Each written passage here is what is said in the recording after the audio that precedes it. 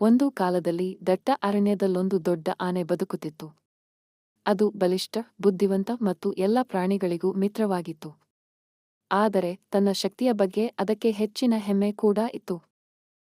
ಒಂದು ದಿನ ಆನೆ ನದಿಯ ಬಳಿ ನೀರು ಕುಡಿಯಲು ಹೋಯಿತು. ಅಲ್ಲಿ ಸಣ್ಣ ಹಸಿರು ಸ್ನೇಕು ಕೂಡ ನೀರು ಕುಡಿಯುತ್ತಿದ್ದಿತು. ಆನೆಗೆ ಅದನ್ನು ನೋಡಿ ನಗು ಬಂತು.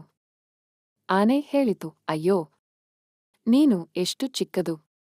ನಿನ್ನಿಂದ ಏನು ಉಪಕಾರ ಸಾಧ್ಯ?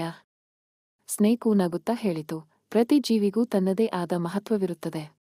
ಕೆಲ ದಿನಗಳ ಬಳಿಕ ಆ ಆನೆ ಕಾಡಿನಲ್ಲಿ ಸೆರೆಯಾಗಿದ್ದು ಒಂದು ಬೃಹತ್ ಬಲೆಯೊಳಗೆ ಬಿದ್ದಿತು. ಎಷ್ಟು ಪ್ರಯತ್ನಿಸಿದರೂ ಅದು ಹೊರಬರಲಿಲ್ಲ. ಆನೆ ಬೆದರಿತು, ಅಳತೊಡಗಿತು. ಅದನ್ನು ನೋಡಿಯೇ ಸಣ್ಣ ಸ್ನೇಕು ಅಲ್ಲಿಗೆ ಬಂದುಕೊಂಡಿತು. ಏನಾಯ್ತು ಆಣೆ ಮಹಾಶಯ ಎನ್ನುತ್ತಾ ಕೇಳಿತು.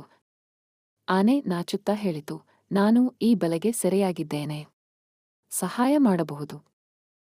ಸ್ನೇಕು ಹೌದೆಂದು ತಕ್ಷಣ ಬಲೆಯ ಕಬ್ಬಿಣದ ತಂತಿಗಳನ್ನು ತನ್ನ ತೀಕ್ಷ್ಣ ದಪ್ಪ ಹಲ್ಲುಗಳಿಂದ ಕಿತ್ತು ಹಾಕಲು ಪ್ರಾರಂಭಿಸಿತು. ಕೆಲ ನಿಮಿಷಗಳಲ್ಲಿ ಬಲೆ ತಳಹದಿಯು ನಸುಕಾಯಿತು.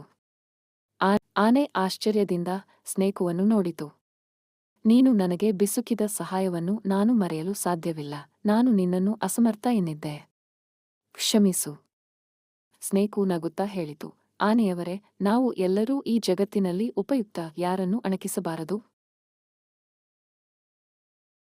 ಮೌಲ್ಯ ಪಾಠ: ಪ್ರತಿಯೊಬ್ಬರೂ ಜೀವನದಲ್ಲಿ ಮಹತ್ವ ಹೊಂದಿರುತ್ತಾರೆ.